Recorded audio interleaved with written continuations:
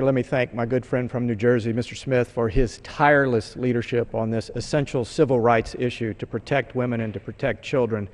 And let me also thank my good friend, Mr. Lipinski from Chicago. You know, each day members of Congress come down here and push and shove rhetorically, poke one another in the eye. And I think America is looking for a way to transcend this political bickering, this acrimony that exists down here. So it's very moving to me that Dan Lipinski would come here, join with many of us, and simply say a truth, that women deserve better than abortion. We can do better in this body, so I'm very grateful for your leadership as well. Mr. Speaker, soon a joint session of Congress will gather for the State of the Union address, celebrating our American Republic. We have much to celebrate as a country, but there are also very deep philosophical divides.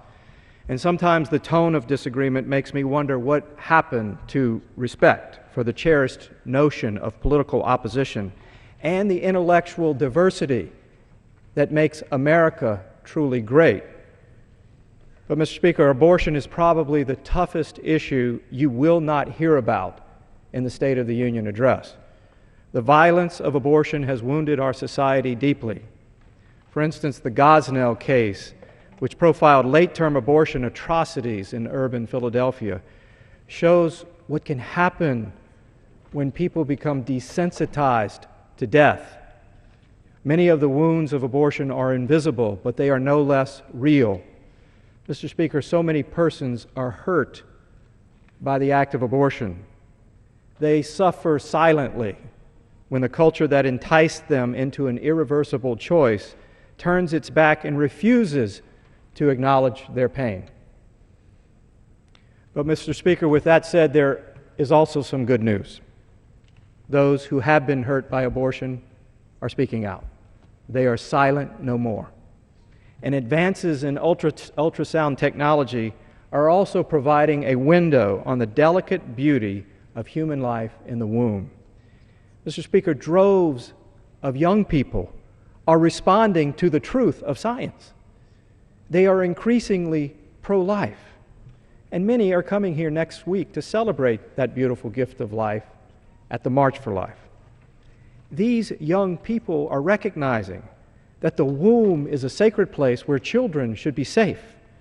They believe that we should do everything possible to save both a mother and her child.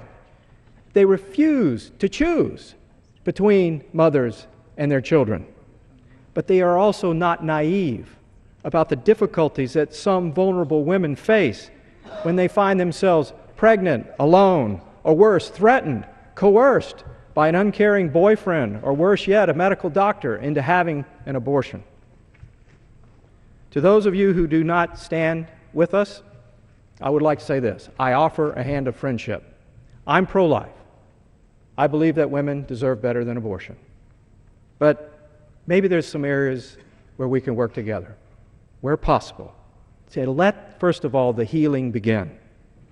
And as my good friend Dan Lipinski mentioned, maybe it's important in this area to end the taxpayer monies that go to abortion providers, because so many Americans oppose that use of their money as well. And there's one other area that we should work on.